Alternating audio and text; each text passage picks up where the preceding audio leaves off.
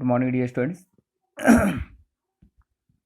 मैं आपका एसएसटी अध्यापक शुभम तिवारी माया ज्ञानोदय संस्कार अकादमी बिरदा ललितपुर से आज 6 नवंबर 2020 दिन शुक्रवार की इस कक्षा में इतिहास विषय की इसी वीडियो क्लास में आप समस्त कक्षा 8 के विद्यार्थियों का बहुत बहुत स्वागत करता हूं। विद्यार्थियों, इतिहास विषय के अंतर्गत पाठ 6 में ब्रिटिश राज अधीन भारत के अंतर्गत हम इंडियन काउंसिल एक्ट 1892 में ब्रिटिश सरकार द्वारा जो बदलाव किए गए हैं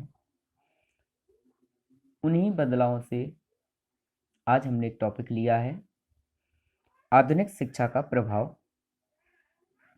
इसके बारे में हम प्रीवियस वीडियो में कुछ अध्ययन कर चुके थे। आज उसी को आगे बढ़ाते हुए इस टॉपिक को प्रारंभ करते हैं। तो विद्यार्थियों, भारत में आधुनिक विज्ञान का प्रयोग 19वीं सदी में प्रारंभ हुआ।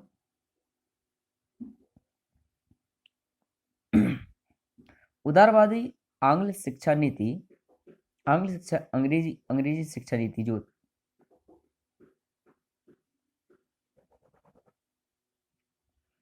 के चलते हुए भारत में विज्ञान, तकनीकी, प्रौद्योगिकी इन शिक्षाओं का विकास हुआ और इन शिक्षा के द्वारा भारत में एक नवीन युग, एक नए युग का प्रारंभ हुआ जिसे हम वैज्ञानिक युग कहते हैं। विश्वविद्यालयों की स्थापना के साथ उनमें विज्ञान विभाग की भी स्थापना हुई, अर्थात आधुनिक शिक्षा पद्धति को सभी भारतीयों तक पहुंचाने के लिए विश्वविद्यालयों की स्थापना की गई। विश्वविद्यालयों में विज्ञान विभाग की भी स्थापना की गई ताकि अधिक से अधिक भारतीय लोग विज्ञान के अध्ययन के लिए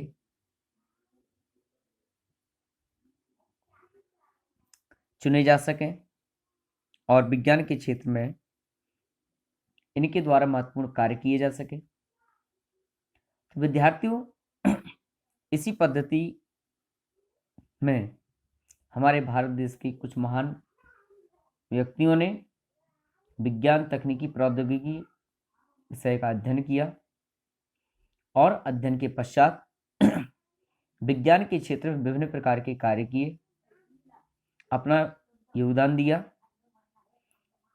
आइए उनके बारे में जानकारी करते हैं। चिकित्सा विज्ञान के क्षेत्र में, मेडिकल साइंस के सेक्टर में महेंद्र लाल सरकार, इनका नाम उल्लेखनीय है, बड़ा ही महत्वपूर्ण नाम है और इन्होंने चिकित्सा विज्ञान के क्षेत्र में महत्वपूर्ण योगदान दिया। इन्होंने सन 1876 में Indian association for the cultivation of science 1876 में Indian association for the cultivation science का नामक एक संस्था की स्थापना की गई और 20वीं सदी के तीसरे दशक में इंडियन साइंस कांग्रेस की स्थापना भी की गई।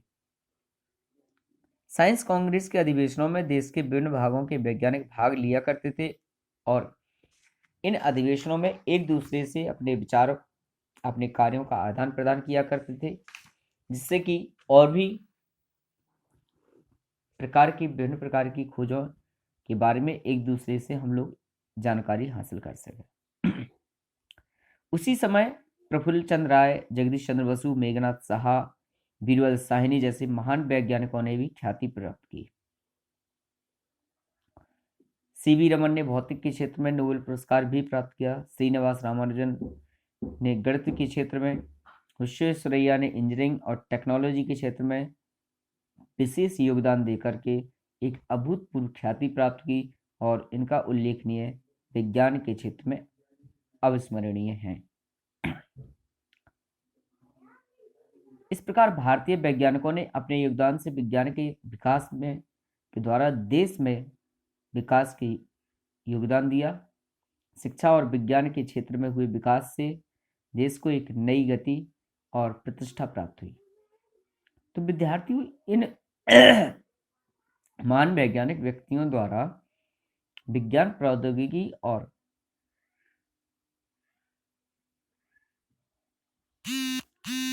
तकनीकी के क्षेत्र में जो विशेष योगदान दिया गया, महत्वपूर्ण योगदान दिया गया, जिसके द्वारा भारतीय विज्ञान को एक नई दिशा, नई गति और विश्व में एक नई प्रतिष्ठा हमारे देश को प्राप्त हुई।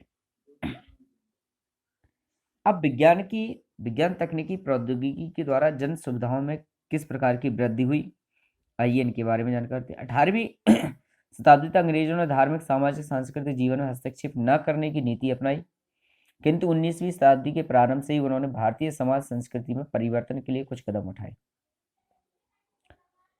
अर्थात सन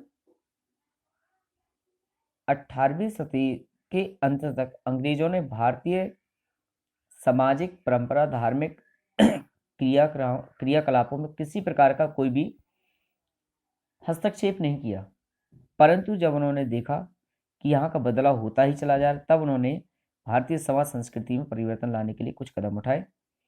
ब्रिटिश प्रशासन ने सीमा भारतीयों आधुनिक सोच पैदा करने के लिए चाहते थे, लेकिन वहीं जहां तक ब्रिटिश हितों को नुकसान ना हो, अर्थात जहां तक ब्रिटिश सरकार के क्रियाकलापों या उनकी सीमा तक कोई नुकसान ना हो, उनके कार्यों में कोई व्यवधान ना हो, वहां तक भारतीय लोगों को उन्होंने प्रयास किया कि भारतीयों में आधुनिक सोच को पैदा किया जा सके। उन्होंने आधुनिकीकरण की संतुलित नीति अपनाई। इसी नीति के तहत अंग्रेजों ने कई हजार किलोमीटर रेलवे लाइन बिछवाई, से आवागमन तेज हो सके, व्यापार को बढ़ावा मिले।